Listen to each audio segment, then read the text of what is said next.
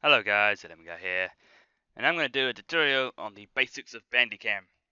So when you first start up Bandicam, you'll see this window here. First thing you want to do is change where your output folder is. I've already changed mine to this.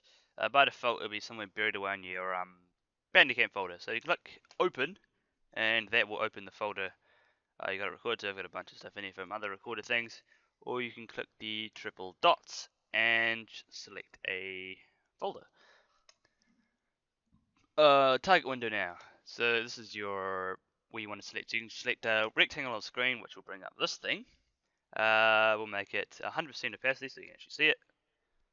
And at the moment, set to full screen. So you can change the size to whatever you want. And once you change it to a set size, it will have this little rectangle line around it. You can also set custom sizes and change the aspect ratio to fit to if you've got a square screen or a wide screen. It's better to use 16:9 for YouTube because that does things by widescreen. So I'll stick that back on full screen and we'll make it so it's almost invisible to 20% so no one can see it. If we go to that, the DirectX/OpenGL window, we start a game. That's the thing to start games with. It will say, hey, I've found the game you wanted me to record. I'll push play once it's logged in because it will disappear for half a second. So there you go, it's up, and if I push record right now, it won't do anything because I have no idea. For some reason, I think I know what's the problem here. I'm running 2 copies of Bandicam, so probably going to have some issues running 2 copies of Bandicam. I had to do some trickery to try to get it to work in the first place. Anyway, it would usually work if you're running 1 copy of Bandicam, don't run 2.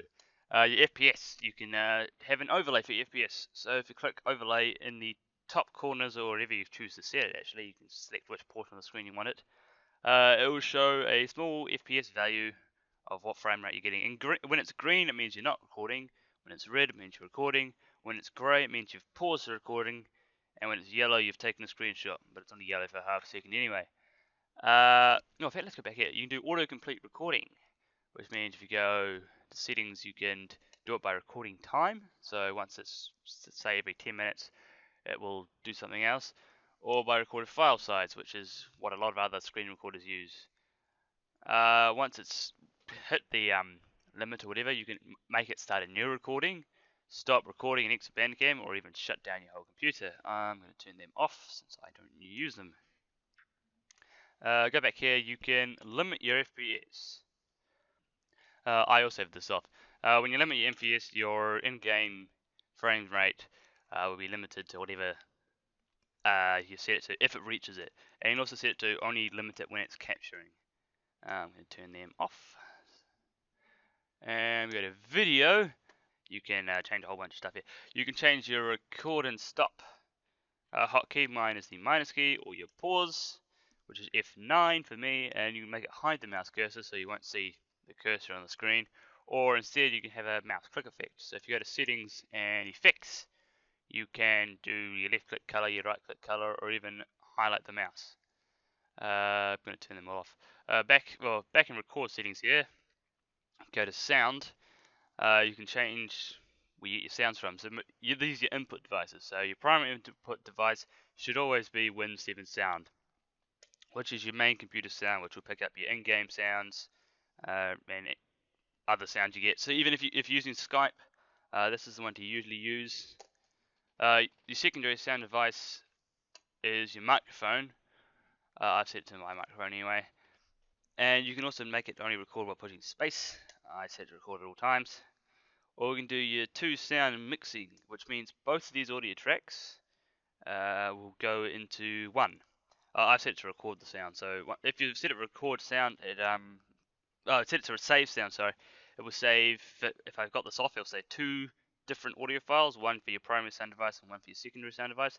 This is great for if you want to edit the volumes of your 2 audio devices. If you don't want that, you click on 2 sound mixing and it will mash them both into one, and you generally have less issues that way. I'll go into this more in another tutorial. These are just basics. Your logo, you can add a logo to, I think by default, yeah, it's down the bottom right corner of your screen. It's a sample thing there. But you can change it to whatever you want by clicking these triple dots. I don't know about, I think it needs to be a PNG to work. You also select how invisible it is. We've done effects. Oh, this is options. And now for drop frames, if you have that issue, you can change your recording priority. You can also do this in the task manager, or although it doesn't save unless you download another program. But this way you can select what priority. The higher the priority, the laggier it will be in game. Also great to use skip recording while frames are updated. And for Windows 8, I can't change this option. For rectangular screen, oh, it's probably because it's not a rectangular screen mode. Enhanced capture method for Windows 8 means less issues. Audio settings, well, not audio settings, codecs and stuff for your format. So you can select your size. I've set it to 720, which is not my whole screen. My whole screen is 1920 by 1080, but you can play in one resolution and record another. So I play in 1080 and record in 720, and also select a whole bunch of other ones. Your FPS. Now this doesn't limit your in-game FPS. Yeah, we went over that earlier. But this is your recording FPS. So your videos will come out as. So I've set mine to 30. All my videos will be 30 frames per second, which is pretty much what YouTube uses almost. I think it uses 29.9, whatever. You can go all the way up to 122. They actually added that in recently. Your codec. I use Xvid, which is quite a weird codec that most video editors don't like. By default, it's MPEG-1. I've changed to Xvid, a whole bunch of other ones. You can use external codecs as well. YV12 and RGB24 are the ones that Fraps uses, which are completely massive. Although the quality is quite good. The file size is like 10 times as much as as much as the other codecs. Also, the quality, pretty much your compression. I can set it all the way down to 10% quality. This is a percentage, or by default it's 80. I set mine to 90. Your audio, pretty much you always want stereo unless you want mono for something. Your frequency, my microphone can actually do 48,000 hertz, but default and your normal CD quality is that one.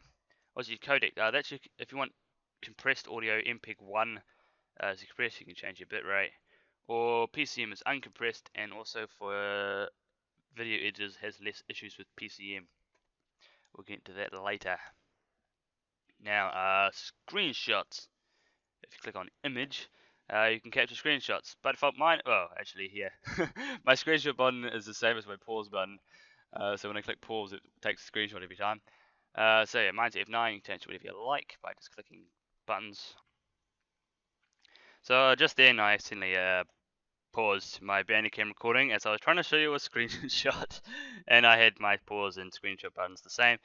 I've changed that now, so I won't do it again. Right, now where were we? We were doing images. So you can change your format of your pictures to a bunch of things. And also, hiding your mouse cursor when you take a screenshot is good, otherwise you get a mouse cursor in a screenshot, unless you're doing a tutorial or recording this and you want to show people stuff with screenshots. You can also make a little shutter sound if you like. Clicking on about, you can do an update check. You can do it automatically. Well, if it's not automatic, it will show a pop-up when your major update's available, or it will say if you come to this thing, say one update available. You can do an update check now, and it says it's the latest one. If there's an update available, it'll tell you, and you click download, and it'll download. We'll change this to rectangular screen. I'll show you the statics down here. So when it's not recording, it will say it's ready to record. Click record, it says it's recording. Click on pause, it says pause. You stop the recording, it'll stop again. This is the time, how long it's been going for, so 5 seconds. And this is the recording file size. So the first number is the file size of the recording. The second number is how much hard drive space you got left. And I've now got 4.9 gigs left, which is not very much. So yeah, I'm that Lemmy Guy. That's Bandicam Basics, and I'll see you next time.